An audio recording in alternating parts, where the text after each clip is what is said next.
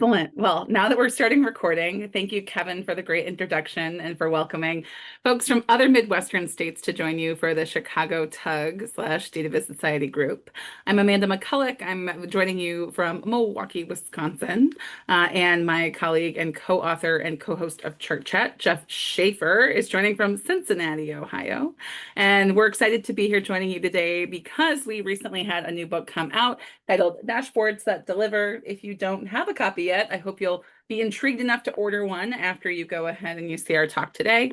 And if you do have one and you loved it, we would love if you'd write us an Amazon review. Those actually count and matter and help more people who would enjoy the book find out about the book, which is exciting. So let me go ahead and pop on in here into some slides. We're going to be splitting today's session into two kind of sections or topics with some time for Q&A. And so we are going to dive in first to talking about 5 ways to actually understand your users when developing a dashboard, and then hop into a back half with Jeff. So I'm Amanda Makulec. I'm someone who has my roots in public health and data visualization in public health, but currently working as an independent designer here in Milwaukee, Wisconsin. And I'll be doing a short talk on the Dashboards That Deliver framework and 5 ways to actually understand your dashboard users from the discovery section of our book. So while many of the talks about the book have been very broad about the use cases and scenarios in the book, I'm excited today to dive into some more specifics on one part of the design process. And Jeff, do you want to do a quick intro for yourself and what you'll be sharing in the back half of today's session? As long as I can come off mute first. Jeff Shaffer here. I am a professor at the University of Cincinnati, where I teach in the business college, data analytics, AI, data visualization. I'm also the director of the Applied AI Lab. And I am going to show some random things in Tableau. I'm going to show some things related to dashboard design with one of the dashboards that was featured in the book to tie to some of the things that Amanda's going to be talking about. And then I'm just going to show you some other sort of tips and tricks in Tableau that I find useful that you might find helpful in your designs, and maybe a few mapping tips. Yeah, so I would think of today's session as first, let's talk about a framework for how you approach building a dashboard and some of the ways we figure out what the requirements are from our users. And then Jeff diving into some of the different design tips and tricks that, well, I'm sure he'll be demoing in Tableau. If you're also from DVS and working in other tools, you can certainly take inspiration from. So Dashboards That Deliver is an exciting book for us because it goes a step beyond what the big book of dashboards did, which is focusing on the design side of great dashboards and data visualization design, and focuses on a user-centered agile process for dashboard development. We'll talk a bit more about that process during today's talk, but I think it's important to know that Dashboards That Deliver focuses on the people parts and the process parts and the how do we actually do these things parts of not just building a beautiful design, but how do you get people to actually use a dashboard in meaningful ways? So for the purpose of today's conversation, we are going to define dashboard specifically as a visual display of data used to monitor conditions and or facilitate understanding. This was a definition originally coined in the Big Book of Dashboards that we then borrowed forward to Dashboards That Deliver, in part because A, it does work well, it's broad and allows us to include lots of things. It also, Jeff could probably opine on this a bit more than I could, it was a definition that took a lot of time and debate from my co-authors when they came up with it. What's great, though, is that it does focus on various different ways in which we can create visual displays of information in many different formats and many different technology stacks, and with many different levels of complexity to the visual design as we talk about what dashboards are. So when we were doing our data visualization or working on the book, we started off with a survey and asked people how much they agreed with the statement, most dashboards fail, and found that 71% of people surveyed agreed that most dashboards fail. Now you can ask 2 definitional questions here, right? So of those 465 people, what were they conceptualizing as dashboard, and what were they thinking of as failure? But when we think about having 71% of dashboard creators that we survey say that dashboards fail, there are some big challenges in what it is that we're actually putting out in the world and how people are receiving and using those tools. Now, that prompts the question, why do dashboards fail? What are the reasons why we see dashboards fail? And many dashboards fail because they skip the conversations that actually inform the design. They dive right into development within our framework and focus on going right into Tableau, Power BI, or another tool, spinning up different ideas and prototypes, and thinking about all the various different things you can build to visualize data from a given data set. Now, I blame the tools and tech vendors a little bit for this one because all of their teasers and marketing pitches and their demos that they do to companies and organizations focus on things around making things easy. Getting started with Power BI is easy. Anyone can see and understand data. Share with a click turns your data into automated AI-driven actions. We've all heard all these wonderful teasers and taglines. But when we promise that by using a tool, you'll be able to instantly spin up and create amazing dashboards, and in ThoughtSpot's campaign that dashboards should be delivering on a data-driven culture, I think we've lost the plot a little bit around the roles of people and humans and thinking about who is going to use our dashboards and how and why. Now, we found that frameworks are one important piece of giving us a shared language and set of tools for data teams to use when building dashboards. Not every single scenario of the 15 different scenarios we have in part 2 of the book has a dedicated, very specific framework that they could map out and actually articulate, but many followed and brought in some of the same features and components that we share in our framework, which is informed by our interviews with over, I think, 24 different people, as well as our own personal experiences building thousands of dashboards at this point in our lives. And so in our dashboards that deliver framework, we want to conceptualize the various different things that need to happen for a dashboard to be built and be effective. And before I dive into the pieces of it, all of these components might seem like they may make for a very lengthy dashboard design process.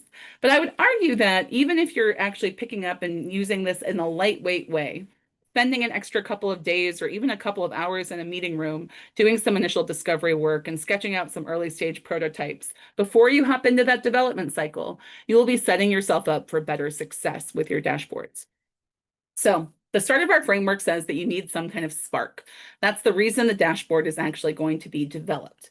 This needs to exist in the world. The dashboard needs to exist in the world for a reason. There should be a purpose, not just to check the box on someone's quarterly requirements that they're required to build a new data and analytics tool, but some reason why this dashboard will help enable better business decisions or help an organization.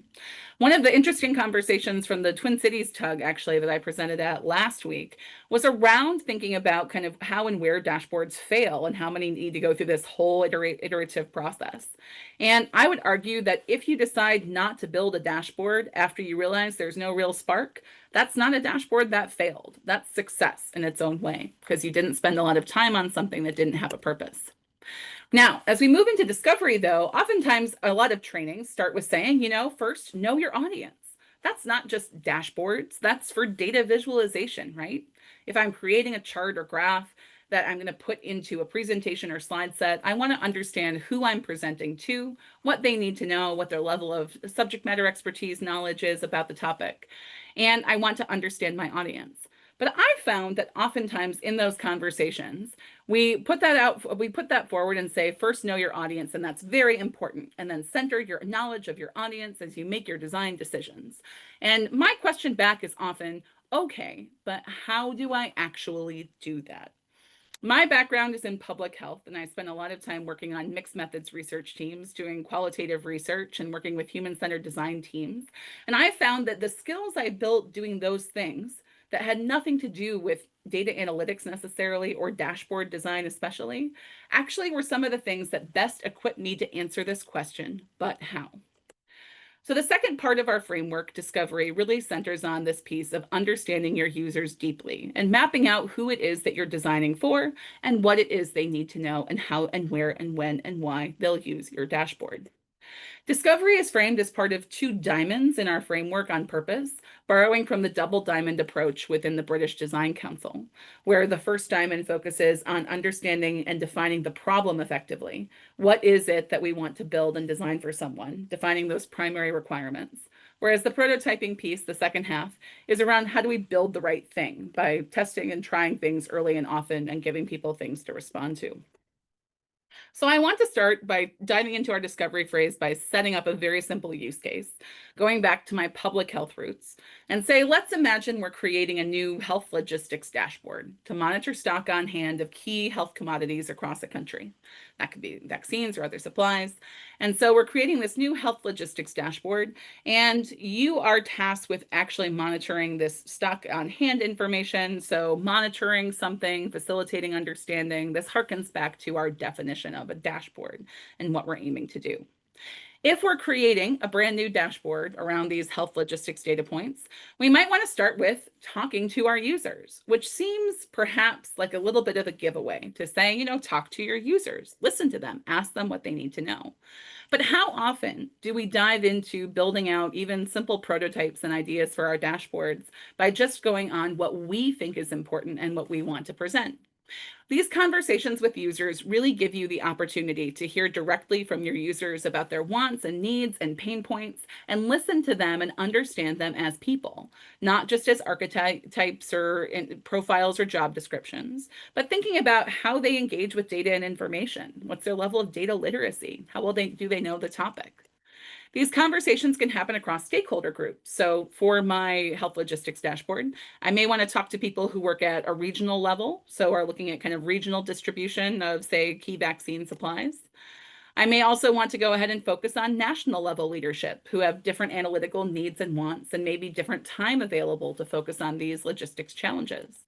And we may also want to focus on health workers, who are the ones in the trenches looking at where vaccines and commodities are available near them.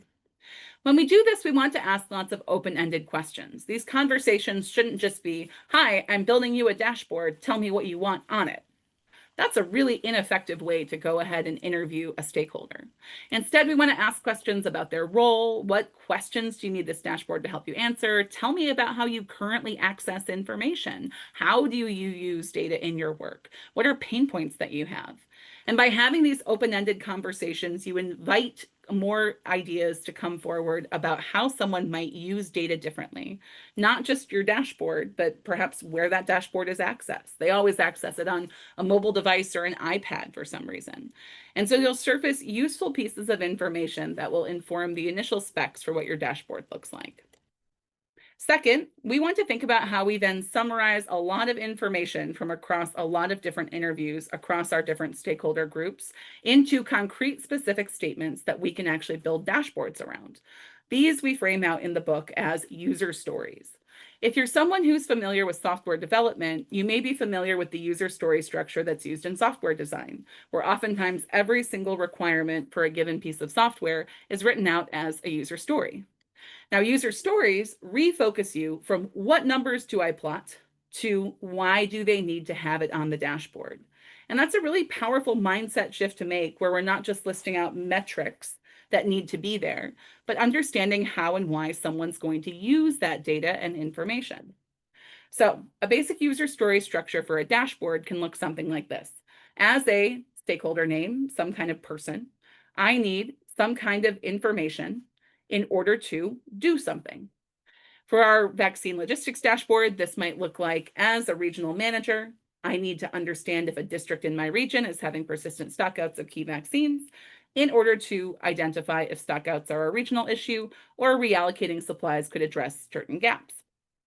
Now, when we look at this user story that's been synthesized from these interviews and insights, we can look for keywords that help us consider things we might put onto the dashboard itself and inform the design.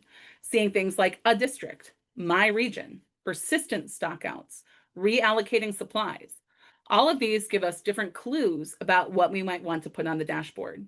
Seeing that we need district level data tells me that I need to make sure my granularity in my data set goes down to the district level, not just the region. Seeing my region says I need to filter or look at or highlight one region at a time. Persistent tells me I need patterns over time, not just a single snapshot. I see vaccine stockouts as a key metric and might question what other things would we need to have available to us to explain stockouts. And then reallocating supplies tells me I need to have geographic information on what other facilities are near me where I might be able to pull stock from. So a map here might not just be a gratuitous picture to put on a dashboard, but have actual analytical value. These seemingly simple user stories that should be short enough to be written on a single index card or post-it note can be really powerful as tools that you can use as a team to identify 2 to 3 key items that you need to address in a dashboard build. And in communicating back with your users and saying, here's what we've kind of identified from our conversations as some of the most important needs in terms of information needs and what you'll do with that data. Do those resonate with you, or have we missed something? Then we can also think about how we go beyond just simple user stories and focus on user stories to specific personas. So perhaps you have a number of different stakeholder groups, and across those have different personas within those groups. User personas anchor your team on these humanized representations of your user groups. They focus on actually taking a lot of insights from many people and summarizing them into a few different representations of those groups of individuals. Now, these personas should give you some insights around the big picture pieces around who those people are, goals and motivations, fears and frustrations as they relate to the data. And second, think about the data things, information needs, the tasks and tactics they'll do when they're actually trying to use your dashboard or your data visualization in some way. Functionally, that can play out something like this. We have a sample persona in the book talking about Alexis as this 38-year-old supply chain manager, and unpack kind of who Alexis is in terms of those goals and motivations, some of her fears and frustrations, like not having adequate lead times to move supplies between facilities. So how do we make sure she has the data she needs when she needs it? And then has some more details on information needs and the times at which she's going to use data, report review, reallocation of supplies, identifying and addressing stockouts. Now, when we talk about did we meet the needs of this person, we can talk about Alexis, who is not the name of a real person, but rather the representation of a group, rather than abstractly talking about stakeholder names. You also might find that you need to have multiple personas within a given stakeholder group, because not every regional manager is going to have, say, the same access to or interest in data. And that might create very different personas for you. Now, a note of caution is that when we're creating personas in a vacuum, kind of whiteboarding and sketching them out as a group, we can actually create caricatures of user groups that reinforce stereotypes.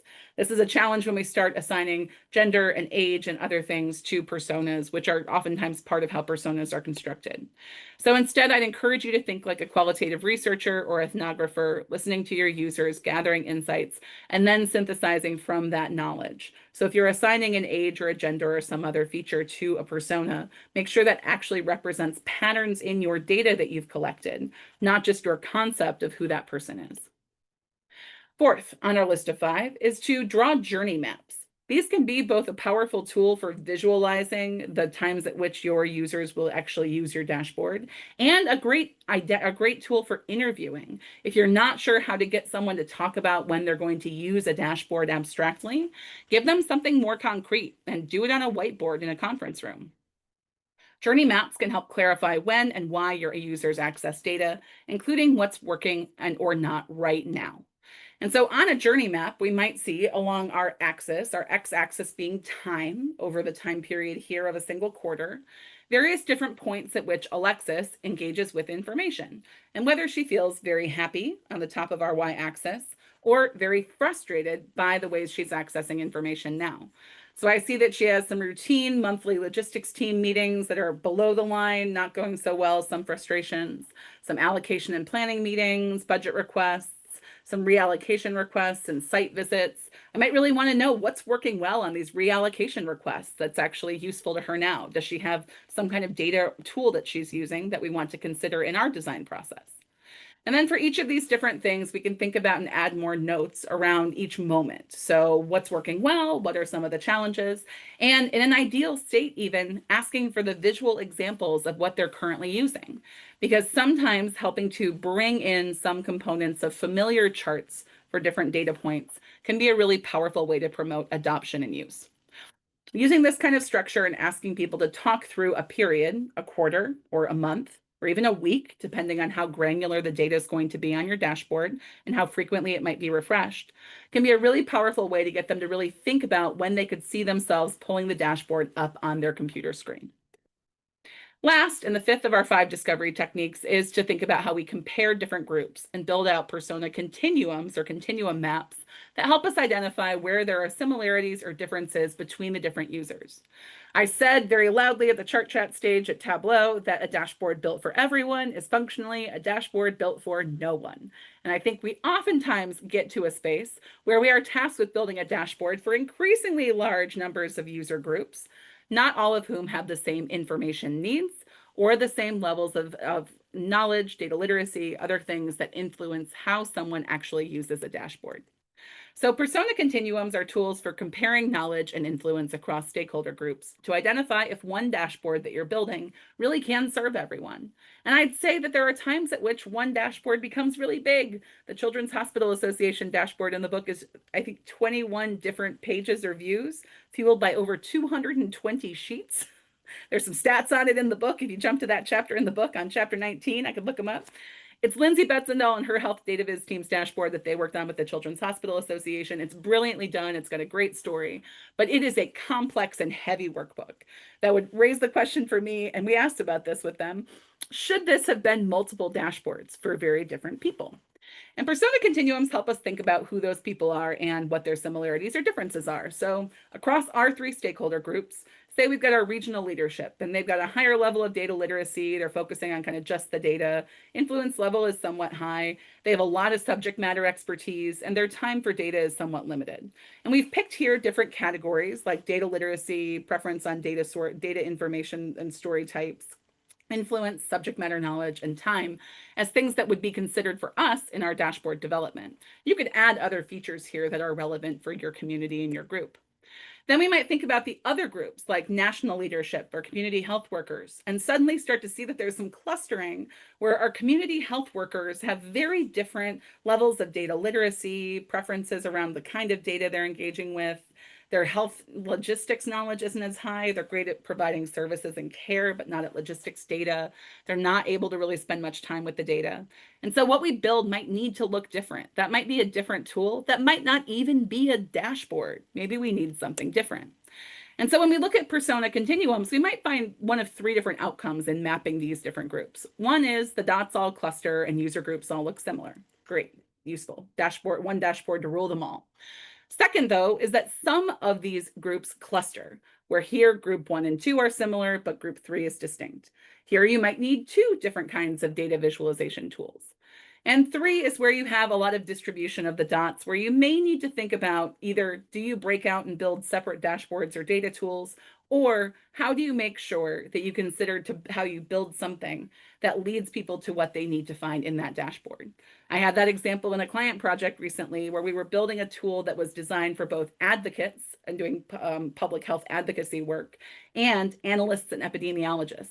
And the practical reality was the epidemiologists were going to dive in and go find their complicated graphs with their confidence intervals later in the dashboard on a later page. Whereas if we started with those complex graphs up front, we would lose the advocates. And so we decided to scaffold the dashboard so that we started with more summary level infographic type information and then went down into the details as you click through. Very Ben Schneiderman and big picture first, then zoom and filter, then details on demand. So when we put all these pieces together, we can actually have for a given stakeholder group and persona, you can have a persona, a user story, a journey map, where they kind of fit on these persona continuums, and have a visualization coming out of your discovery process of who you are designing for and what some of their pain points and constraints might be. And this can be really powerful because one of the things I hear from different groups is, it's really hard to do a long discovery process where I actually gather all this information because my client just wants to see the dashboard. They want to see progress. And this gives you visual representations of what you found in discovery that you can show back to your users to validate and make sure that you're accurate and correct in that assessment, and that you can show to clients to show that progress throughout the discovery process. So these discovery insights really become touch points throughout the design process for you and your team. There's something to revisit with each new increment you're building, your wireframe, your prototype, your working dashboard. And so as we go through this design process, which has arrows on it deliberately that it can be cyclical and you can move through it at different paces and phases, You're going to go back to those artifacts in prototyping when you have a wireframe or a mock-up to validate with your users and say, did we actually address the needs of all of these different groups? You're going to go back to it during development and go back to your users and test out the actual dashboard that you've built out at various points in time. You're going to go ahead and look at it before you release the dashboard and say, did we really address the key pain points that came up in that process for these different groups? And you're going to continue that onwards all the way until you're planning for new enhancements and want to identify if perhaps you've gotten lots of feedback from one group that didn't feel like their needs were well addressed in the actual design that you'd put out in the world, which may push you into another design and development loop, pushing out enhancements and updates to the dashboard. So if you remember one thing from this talk and from this part of our talk, since I've only gotten into the discovery phase of the dashboards that deliver framework, it's that discovery itself is iterative.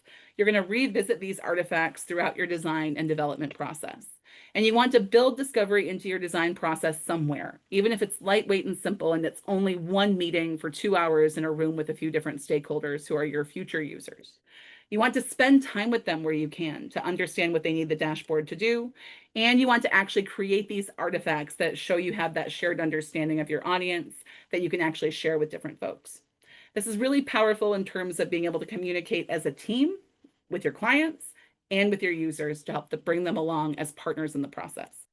So if you want to dive more into this stuff and into the details of this, you're welcome to grab the book, Dashboards That Deliver. You're also welcome to follow us on our website and our newsletter for updates and additional resources, which you might find enjoyable if you're digging into the book. But I want to go ahead and hand it over now to Jeff to shift us away from the discovery phase of things and shift over into the world of actually building dashboards. And so once we have all these great requirements and kind of have an idea of what we want to build, how do we actually do that effectively? Because saying that discovery is important is not the same as saying that discovery is the most important, and instead saying that it's just one part of the larger process. Jeff, over to your brilliance as the reigning champion of the Tableau tips battle, I believe, right? That is true from the last conference. Yes, we had a fun Tableau visionary and Hall of Famers compete for some Tableau tips. So yeah, I guess that is true. I'm going to jump in and share a chapter with you. Can you see my screen, everyone? Yep. Yeah. Okay. This is chapter 16 of our book, and this is one that I feel privileged to be part of because we were able to feature it in the book, but I was part of the build process. So let me give you just a little bit of history of this, and then I'm going to show you the dashboard in Tableau and kind of walk you through some of the features of that build, and then maybe get to some tips along the way. Splash is a nonprofit organization that is, its mission is really about providing clean water, mostly to schools and children, and has this project called Project WISE, Wash in Schools for Everyone. It had done a number of projects with the Tableau Foundation, which was a nonprofit at the time, later got absorbed into the Salesforce Foundation. This was a labor of love. A couple of us, myself and Chris DiMartini, who's at Visa, we were asked to be part of this project, and so glad that we were. But there were some very specifics around this project that they were trying to do. One of the things was, and this is the CEO who is very hands-on in this project, not a large organization, so just a few people that were really clean, but you can see in his talk here of what he's talking about, and we discussed this in the book. If we're going to convince folks to aspire to these products, meaning the analytics product here, it needs to be high quality aesthetically. He's using things like clean, positive, vibrant, bright, colorful, splash as a verb, noun. All of the branding decisions align with these sentiments. People leave lofty and aspired. So just to give you an idea, he's very, very particular, and his people are very particular about the branding of what we're trying to build right off the bat.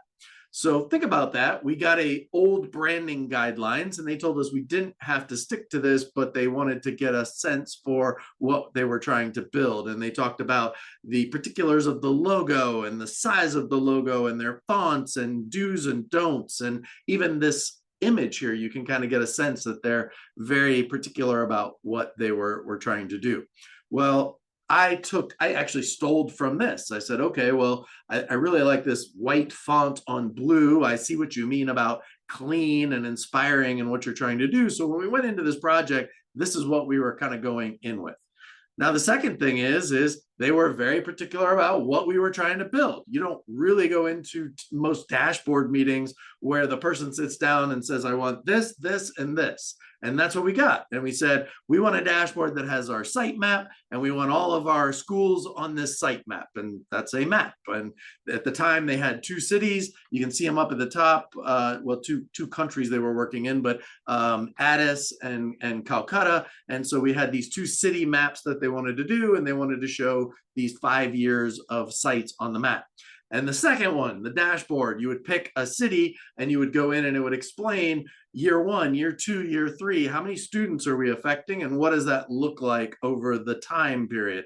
And then you would drill down into an outputs dashboard, and again, a third dashboard that had the most details that would show us the number of the number of water installations, the number of toilets, specifically around girls and you know, the effect of clean water, and you'll see this on the dashboard. And this led to this. This was what the dashboards ended up looking like. And so we had the branding sort of handed to us, and we had to be very careful about the branding. We had the wireframing handed to us, which was really kind of unusual. And this is what it kind of turned into. I'm going to show you this in a second. The portal you sort of click on to drill down into the second piece. The second piece is where you would get an interactive visualization where you could see year 1, 2, or 3. And then if you click on the outputs dashboard, you would dive into, where's the outputs dashboard? Here it is. The outputs dashboard would dive into the details. And I'm going to show you this all live. The other thing I want to mention is, as Amanda said, it's iterative, the evolution of these things. Just because you have a dashboard that works today, and they love this dashboard when we delivered it, but it's not static. At the time, they were only in 2 cities. So the evolution of this later became, well, what if I have more cities? 2 cities, Calcutta and Addis, looks like this. But what if I have 9 cities? And so, you know, a couple years later, you can't just, you know, lay out, I guess it could have done a small multiples, right? 3, 3, 3 or something. But as it was getting bigger and they were growing, they needed a tool that would grow with them. And so in future iterations, and we talk about this in the book, we get a single map that has a list of cities that could really grow into 10 or 12 or 20 or 15 as the organizations grow. And so as they add another city. And so that's what we did. To close the loop on this story, measuring success. The organization was immensely grateful at the efforts here. Like I said, this was sort of volunteer efforts.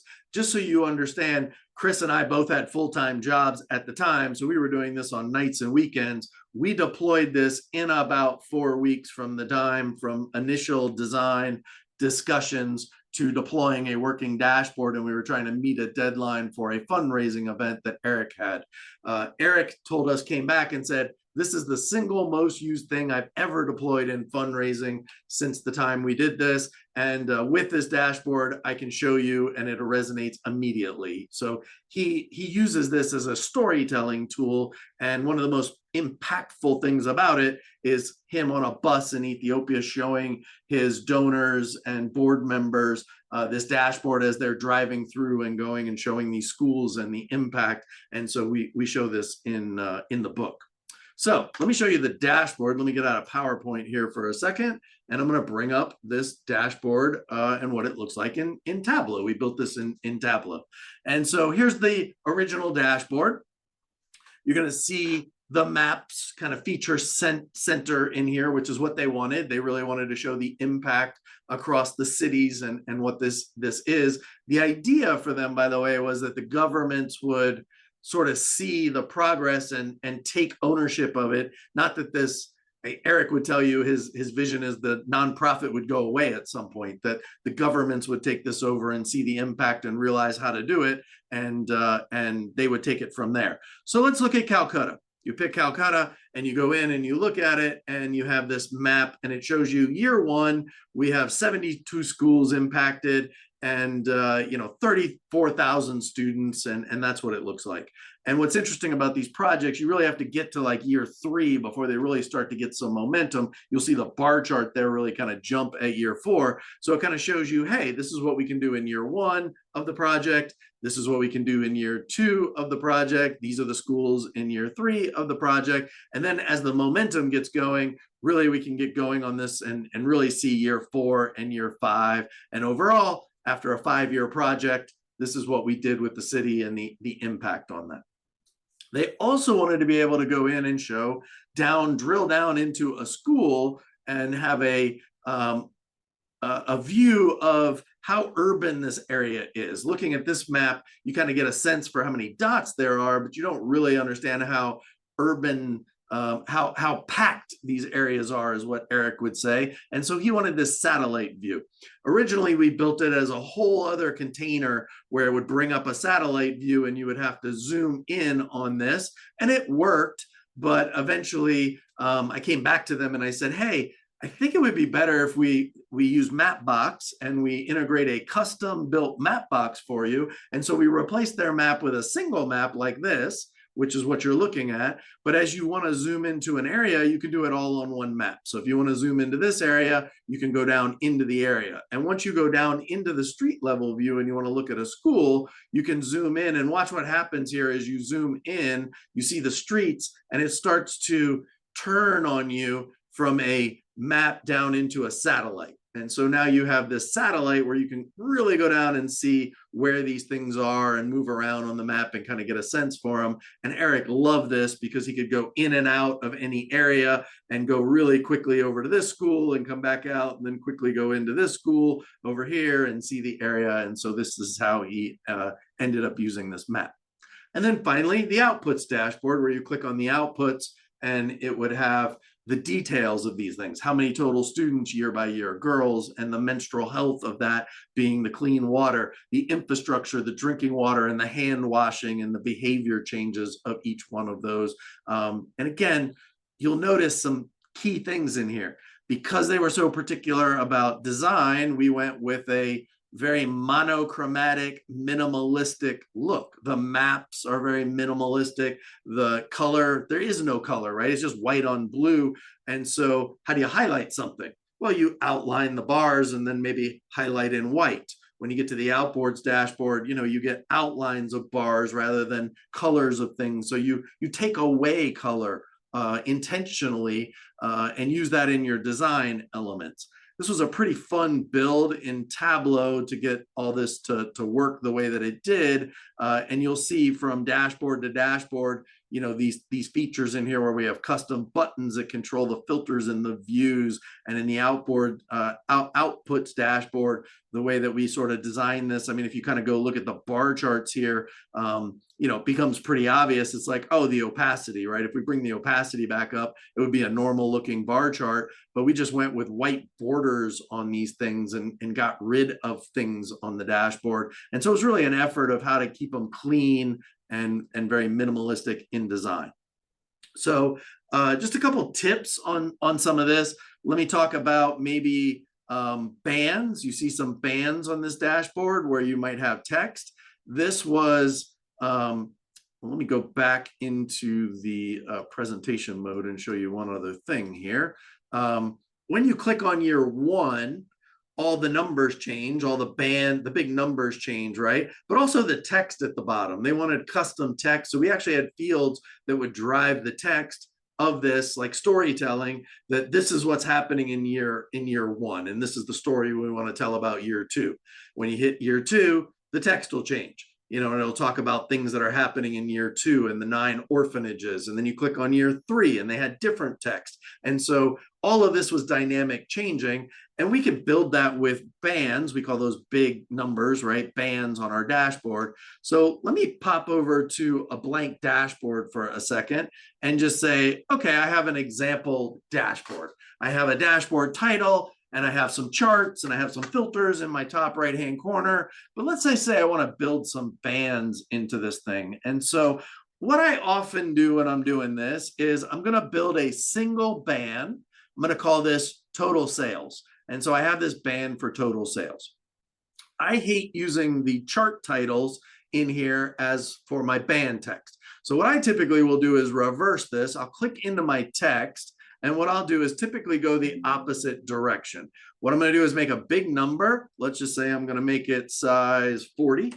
And then I'm going to go in here with my text in here, and I'm going to put text in here for my band, kind of going in the opposite direction. And I'll just say size 15, I might say total sales.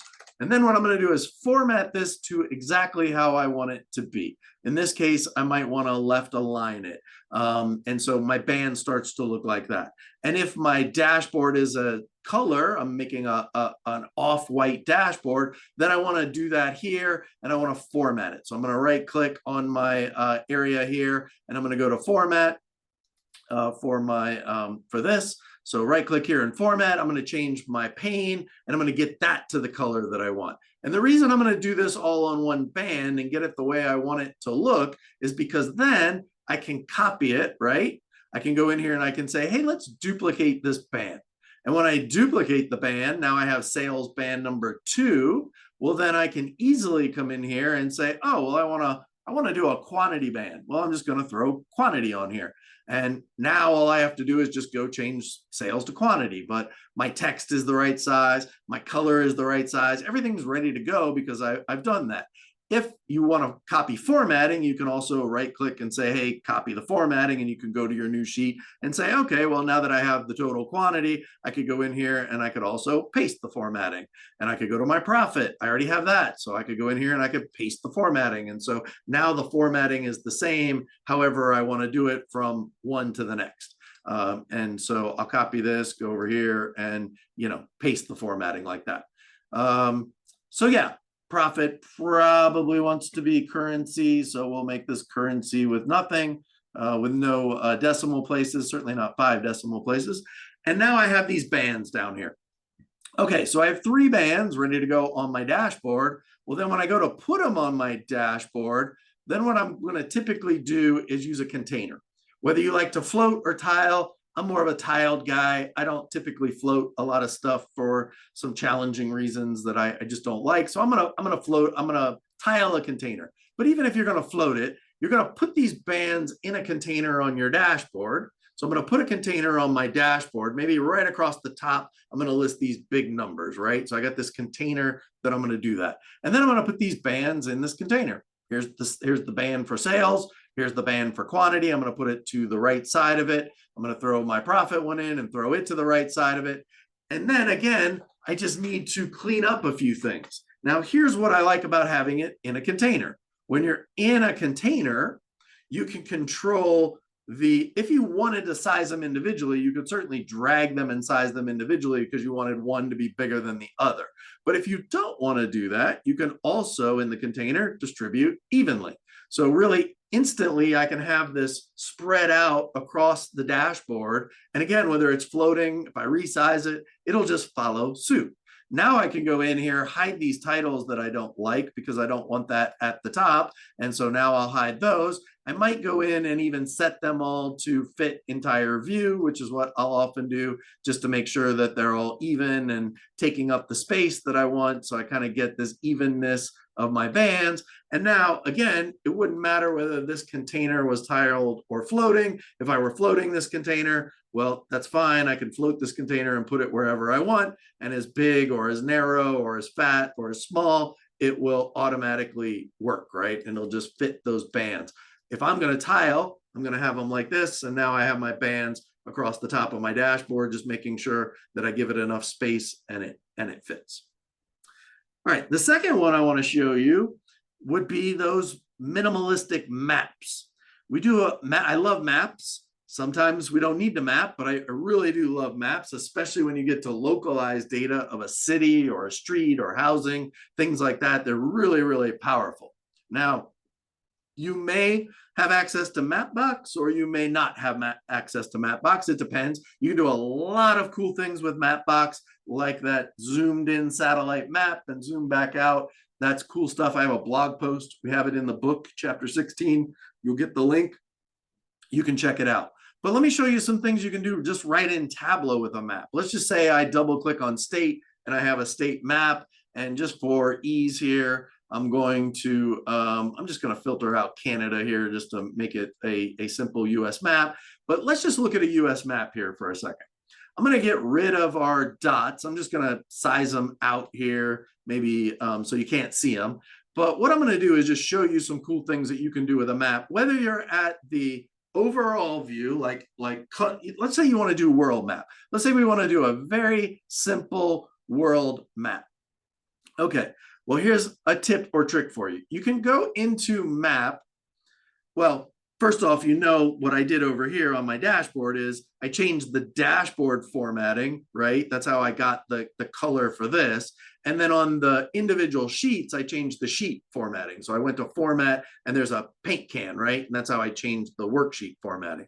Well, on a map, that doesn't quite work. If you right click on a map and go to format, your paint can, at least for the worksheet, is not going to change any of these colors. You see the outside color changing, but it's not changing the color of the ocean.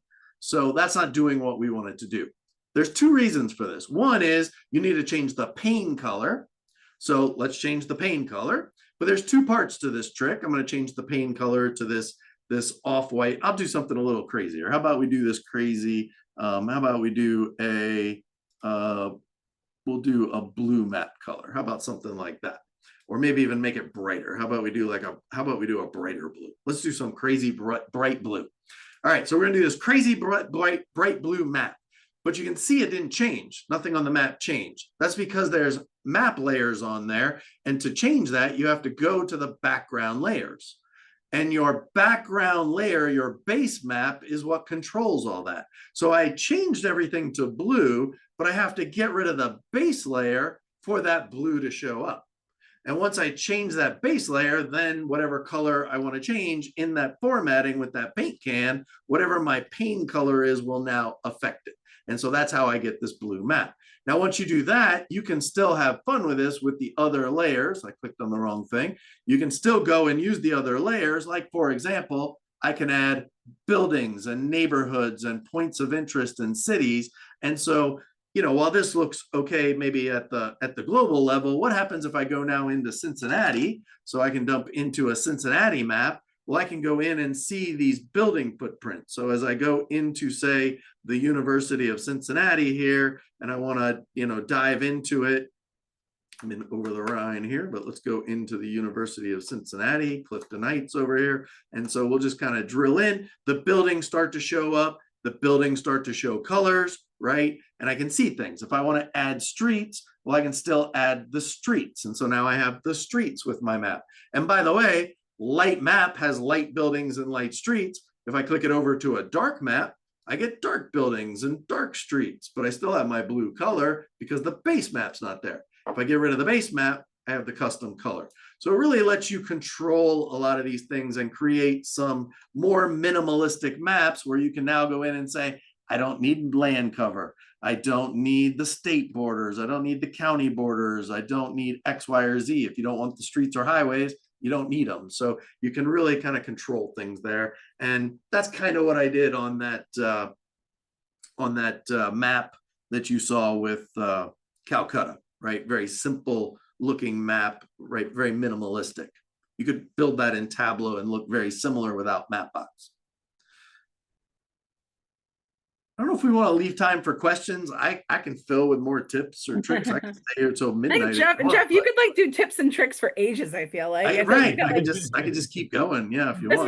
This is what happens when you dive into the fun of all these different pieces. I love the examples that kind of bring us to kind of how do you do the little things that make the clean dashboard that you ended up with for Splash. So it's fun to see the back end of that. Though I will say, if anyone else has ever been flummoxed where you're like trying to resize something inside of a container and wondering why it's not working, and then, you know, an hour later you realize you clicked distribute content evenly.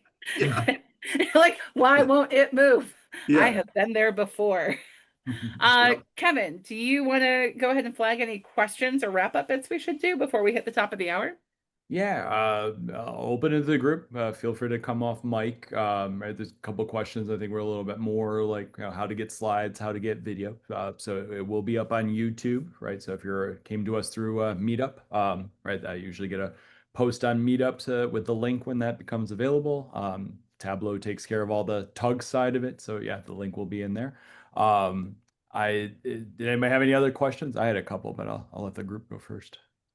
So something I've noticed on my LinkedIn feed is a increase of folks who develop dashboards and increase call for analysts to say like, hey, you should really be thinking about this from a product lens.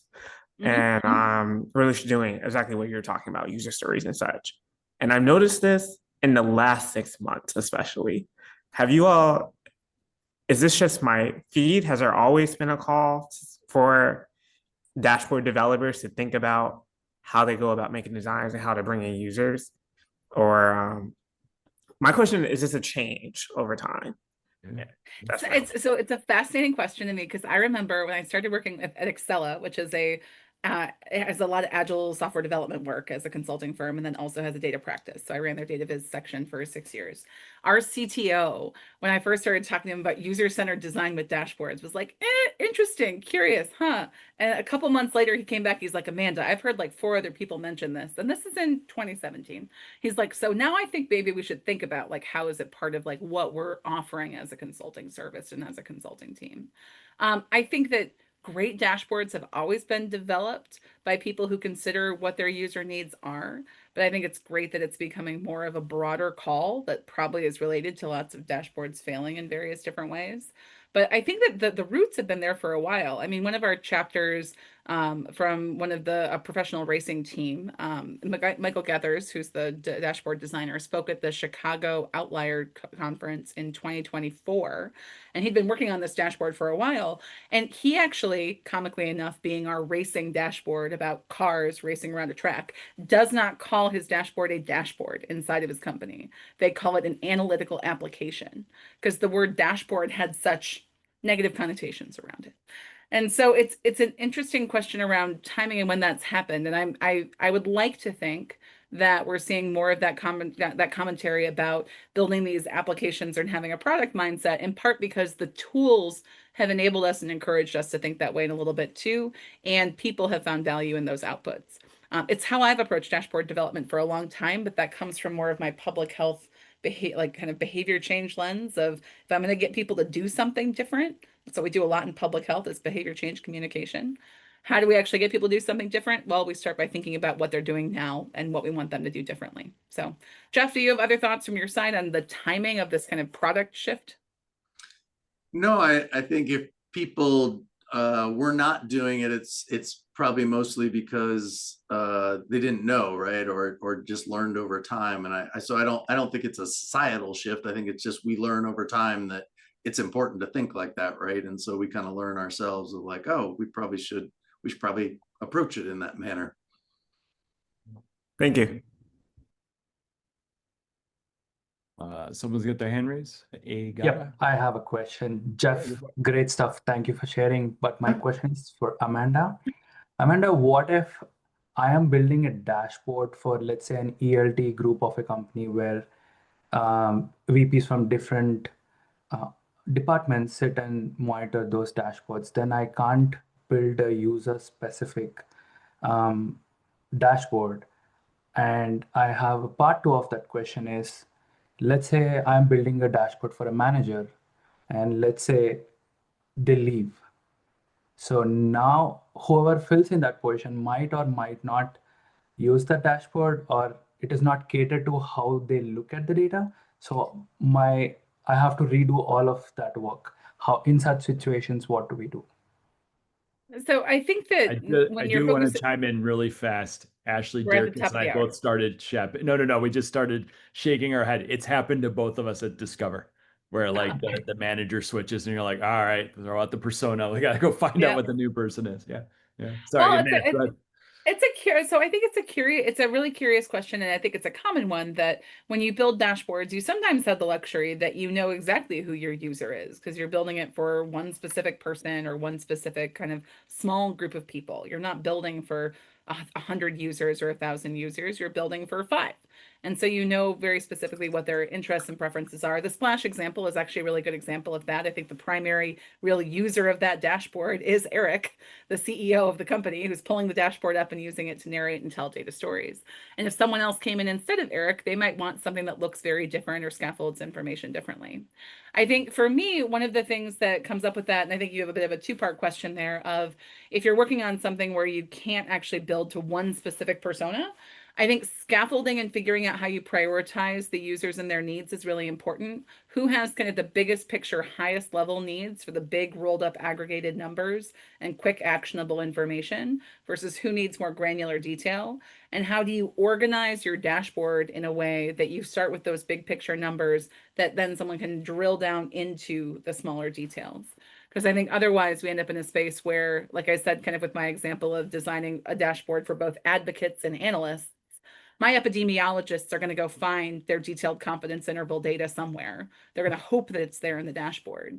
But my advocates are not going to spend time moving past the first page or two of the dashboard if it looks overwhelming or confusing to them, if they're less data savvy, less data literate.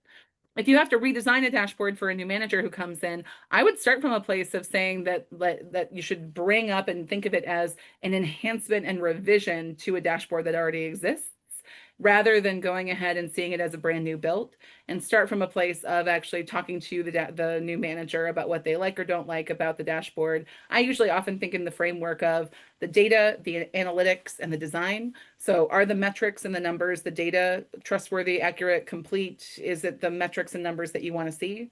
Analytics are the chart types giving you the analysis and comparisons that you need to make and want to make? Are the benchmarks there that you need? And then design, do the design decisions, the stuff that makes it more elegant and aesthetically appealing and helps information pop out more quickly, suit you? And I like using that framework because it gives people 3 things to anchor on, like data, analytics, design. I think the other thing to think about as you're designing for that one manager and you're revising a dashboard and building something new is to actually quantify the amount of time it's going to take you to make a bunch of changes. I've seen this to be very effective in a consulting world where I have a client within an organization that says, I saw this, let's use a very extreme example that really happened. I saw this amazing viz on Tableau Public that is so cool, and I want it in our dashboard. And I'm like, well, wow, that doesn't make sense at all inside of the context of an enterprise level dashboard with a much more complicated data model than the single sheet and then reference tabs powering that Tableau Public viz. And so instead of saying no, I go to what is it helping you answer that you can't answer now in your dashboards that you have? And okay, so if we built this, it's going to take away 3 days of time from one of your dashboard developers working on other priorities, which is going to cost you X amount of dollars because we were billing and client and like consulting rates. It's going to cost you this much money, take away that thing. And you tell me what we deprioritize and don't do to get this thing done. And sometimes when you start presenting those things as trade-offs, not as an endlessly extensible amount of time that someone has to manage and maintain dashboards, but rather if you have me focusing on and making these little tweaks to this, because it's not exactly what I want, even if it's 90%, that can be a helpful way to level set and make it about kind of the company bottom line almost. I want to be a good steward of our resources, and part of that is a good steward of my time. So here's the time it's going to take to make those changes, and doing that sizing and making the work more visible, which we talk a lot about in the book, kind of borrowing from some of those agile product principles, I think is a really powerful way to do that. Awesome. Thank you. That answers perfectly. Frame it as you're thinking about the big picture and the bottom line in the company and like as a whole. Like don't frame it as I don't want to do it, is my big kind of takeaway there. Makes sense. Thanks. I'll do one last question for Jeff, and I'll keep it brief. I know we're over time. With Splash, like, so they're very excited, and you can like, you have the picture of them like really using it heavily. What was the discussion side as you guys were doing the design side of it? Like, did they have a passion engaged? They had like, what it was almost like they were the perfect sort of group to interview as a part of like the product and discovery phase, or did they start off a little bit like, well, we're busy, we got too many other things, right? I want to make this meeting brief. I'm just kind of curious, like, was it hard at the beginning? You had to open them up, or did they have that same engagement, excitement from the beginning, and it just helps with the success? They always had the engagement and excitement. It was a small organization, and like typical nonprofits don't have a lot of resources. So you had a single data person who was Maria was her name, and she did everything, right? And so she was the database person, she was the Tableau designer, she was the PowerPoint, you know, she did everything. She's the one that did the sketches, you know. So it was like a one man, you know, operation. She was very technical, so she knew where the data was. But as you can imagine, again, being a nonprofit, some data was in an Excel spreadsheet, some data was in a Snowflake database. Some, you know, it's like data was everywhere, and so that was another challenge. But they were super excited and knew that they didn't have the capacity or ability to do it themselves. They were very much engaged through the whole process, to the point, you know, the CEO, once we got started, was, you know, do we have anything yet? You know, anything to see? You know, so it started to become like weekly meetings of, hey, here's where we're at. And early on, showing them, you know, where we were and getting feedback early, and that was super helpful, because he got on and said, ooh, that you know, the first map I think I showed him, he said, I like it, but it looks like a petri dish, and he's like, I don't want it to look like a petri dish. And so we redid it, right? And it was like that feedback was super helpful to have before going down, you know, the bunny trail and then having to redo everything. And so wonderful process, you know, it was really quick. And then another team came in later. Mark, well, there's a couple people. Simon Beaumont came in on this, if you know Simon from the Tableau world. So he was on the project for a while, and then some folks from the data school were involved. And so, yeah, it's a fun story. The other crazy thing was we deployed it, and then shortly after, COVID hit. And so, you know, they couldn't travel around the world and do anything. And so that's an interesting story in the book. And you would think, gosh, we built this dashboard, and chances are with COVID, you know, it could have easily died, went into a folder and nobody ever looked at it again. But they did. They pulled as soon as travel was opened up again and they were able to travel the world. They jumped right back in it and got back on it. So, you know, kudos to them. Excellent. Awesome. Wonderful. Well, Kevin, do you mind if I pop up, just in case anyone missed it, the URL where people can find more about the book and Go about ahead. dashboards that deliver? Just in case someone missed it, I saw it in the chat that someone was like, wait, I saw that there was a link to the book, but here's where you can find more about the book. And if you want to scan the QR code for a link to buy or review the book if you already have it.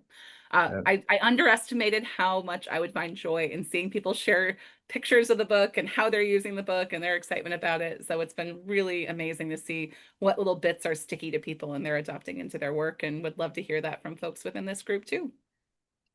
Yeah, wonderful. Well, on behalf of the group, thank you to both of you, right? The combination was excellent, right? So the core of the book, right? The design phase, and then, yeah, really kind of getting into some nuts and bolts.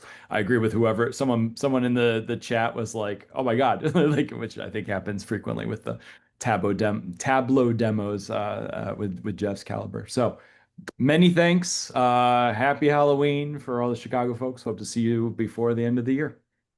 And take care, everybody. Thank you. Thank you.